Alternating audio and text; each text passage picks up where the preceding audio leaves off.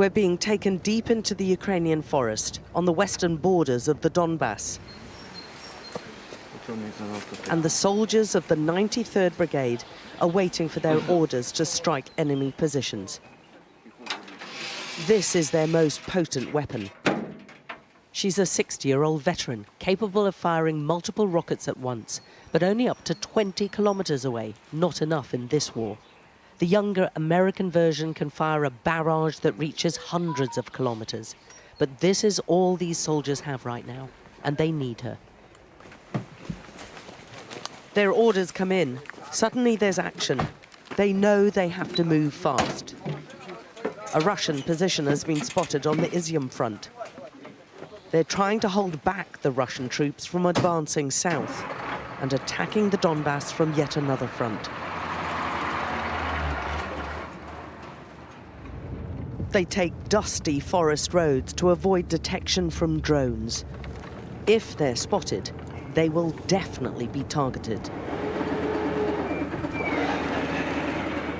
The crew line up their barrage of rockets and adjust the targets. These Grads are not precision weapons.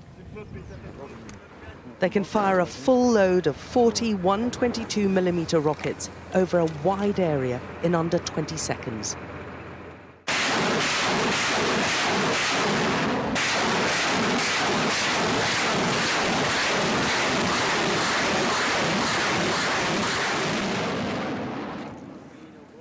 They recheck the coordinates.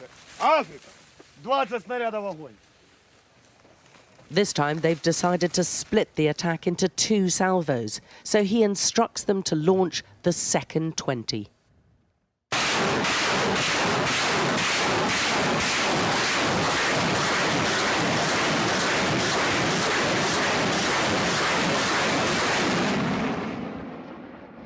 This is what the Russians have a lot of and which the Ukrainians want to see more of, and they say will make all the difference in the war. We've got to move quickly now. They have to get out of the area because they know the Russians will be looking to fire on this position and obliterate the crew. This is what they're up against.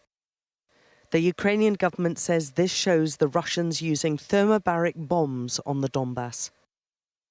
This is what the most horrific war of the 21st century looks like, the statement said. The Ukrainian troops on the front line are horrifyingly exposed, having to defend large stretches of open land and keep an enemy at bay who they are rarely close enough to see. The Russians are using their long-range artillery to constant devastating effect.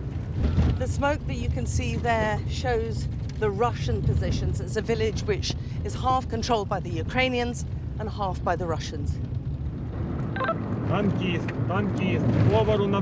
Chief is asking his troops what the situation's like there. They've been shelled an hour or so earlier. This small band of men have been holding this position for weeks now, coming under constant attack every few hours from Russian positions. Oh, here we go. N-law.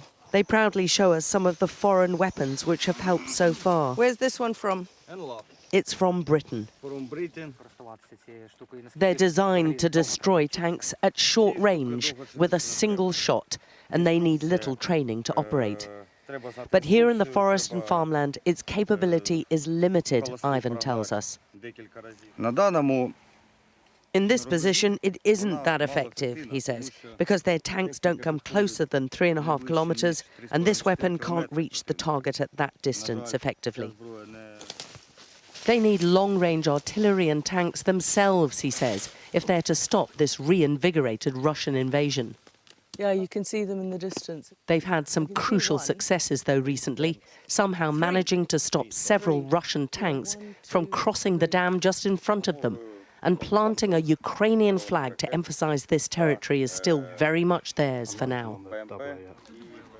But there have been some tough sacrifices. They're only just recovering from their latest attack. They lost 4 of their comrades here. There's just a single helmet on the spot where they fell, a constant reminder of what they've lost, and how slim the division is between surviving here and not.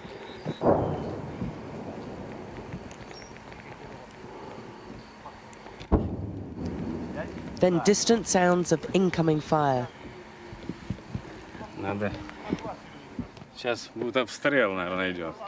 The shelling started again now, he says. Okay, there's lots of incoming now. Hurry, she tells us. The Ukrainians are finding it hard to stop the Russian troops here as they use their scorched earth tactics to snatch territory in the Donbass. They're busily moving tanks and other hardware to the shifting front lines in the east, but the numbers are not in their favor. Alex Crawford, Sky News, Eastern Ukraine.